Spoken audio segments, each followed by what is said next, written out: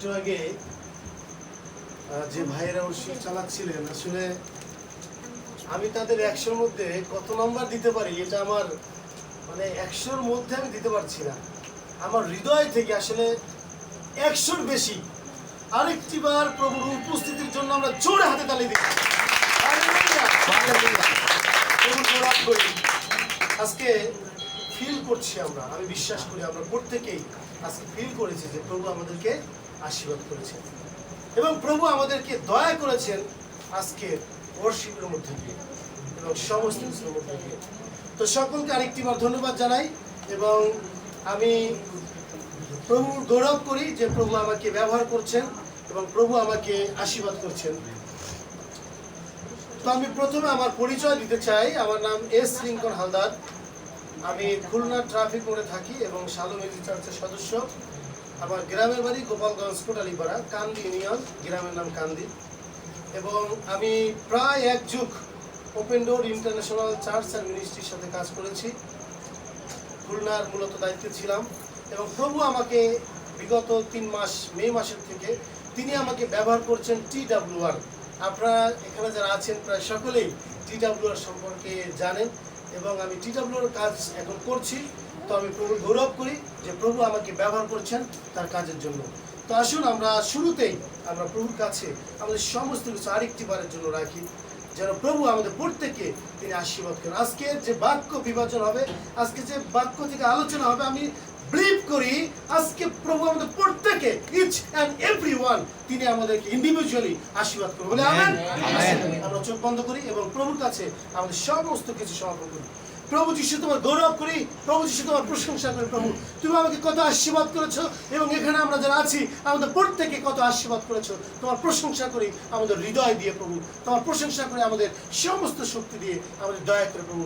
আজকে প্রভু যিশু আমি আরেকটি বারের জন্য আমাকে তোমার কাছে সমর্পণ করলাম এবং তোমার উপস্থিতির জন্য তোমাকে ধন্যবাদ জানাই। তুমি আশীর্বাদ করে যেন তোমার সেই উপস্থিতির মধ্য থেকে যেন তোমার আত্মা দ্বারা পরিচালিত হয়ে আজকে তোমার বাক্য থেকে, জীবন্ত বাক্য থেকে যেন শেয়ার করতে পারি প্রভু। এটি আমার কোনো গর্বের নয় কিন্তু সমস্ত কিছুই তোমার আশীর্বাদের। তাই তুমি আমাকে এবং আমাদের প্রত্যেককে অনেক আশীর্বাদ করো। হালেলুয়া। তোমার গৌরব করে যিশু তোমার নামে চাই।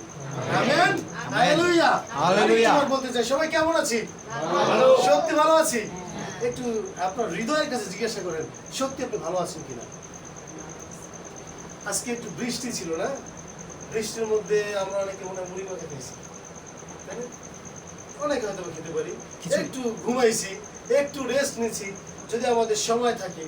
কিন্তু একথাই বলতে চাই আমাদের জীবনে আমরা যে পরিস্থিতি থাকি না কেন, সমস্ত সময় সমস্ত কিছু আমাদের একমাত্র নির্ভরতার সদাপ্রভু হচ্ছে আমাদের ঈশ্বর, আমাদের সৃষ্টিকর্তা। বলে আমেন। আজকে আমি আপনাদের সাথে আলোচনা করব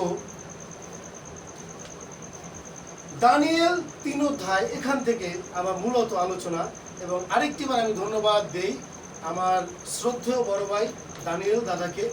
এবং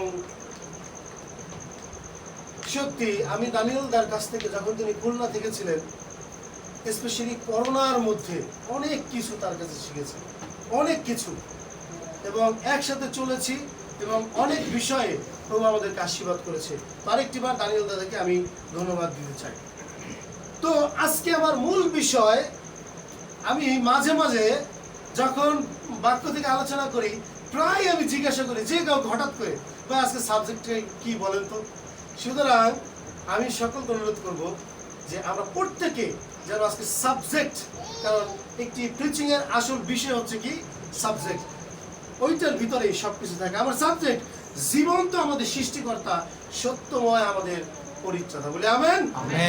জীবন্ত আমাদের সৃষ্টিকর্তা, সত্যময় আমাদের পরিচ্ছন্ন। আসুন আমি বাইবেল থেকে পড়ছি, অনেক বড় অধ্যায় দানিয়েল পুস্তক 3 অধ্যায়, কিন্তু আমি প্রত্যেকটা পদ আমি পড়ছি না, তাহলে আমাদের সময়ের একটি বিষয় রয়েছে। আমি কিছু কিছু পদ বলছি, তবে কোন কোন পদ কখন পড়বো আমি আপনাদের বলে দেবো। এক পদ পড়ছি, দানিয়েল পুস্তক 3 অধ্যায় 1। রাজা নবুকদনেছর এক স্বর্ণময় প্রতিমা নির্মাণ করিলেন, তাহা 60 হস্ত উঁচু ও 6 হস্ত স্থূল।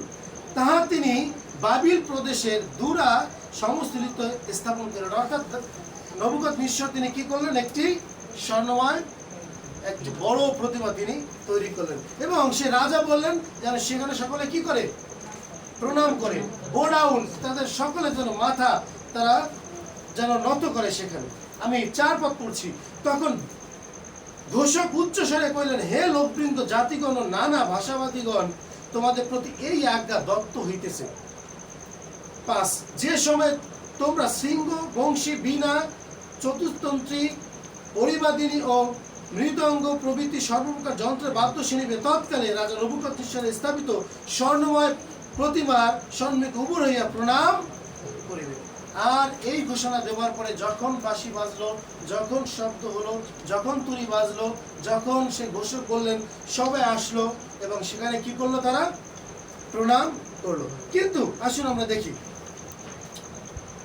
বাবিল প্রদেশের 12 পদ। বাবিল প্রদেশের রাজকর্মে আপনার নিযুক্ত কয়েকজন জিহুদী আছে, শদ্রক, মৈশাক ও অবেদনগর। হে রাজন, সেই ব্যক্তিরা আপনাকে মান্য করে নাই, তাহারা আপনার দেবগণের সেবা করে না, এবং আপনি যে স্বর্ণময় প্রতিমা স্থাপন করিয়াছেন তাহাকেও তারা কি করে না? প্রণাম করে না। আর এই কথা যখন রাজা শুনলেন, তিনি রেগে গেলেন। আসুন আমরা পড়ি, খুব গুরুত্বপূর্ণ ভার্স আমি পড়ছি 15 থেকে।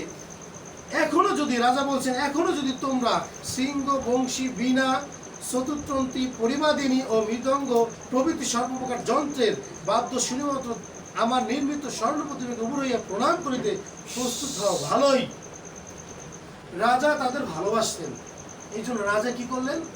সুযোগ দিলেন। আমরা যাকে ভালোবাসি তাকে আমরা সুযোগ দিয়ে থাকি। কিন্তু যদি প্রণাম না করো, তবে সেই দণ্ডেই প্রজ্বলিত অগ্নিকুণ্ডে নিক্ষিপ্ত হইবে। আর এমন দেবতা কে যে আমার হস্ত হইতে তোমাদেরকে উদ্ধার করবে? আজকে আমাদের বিষয়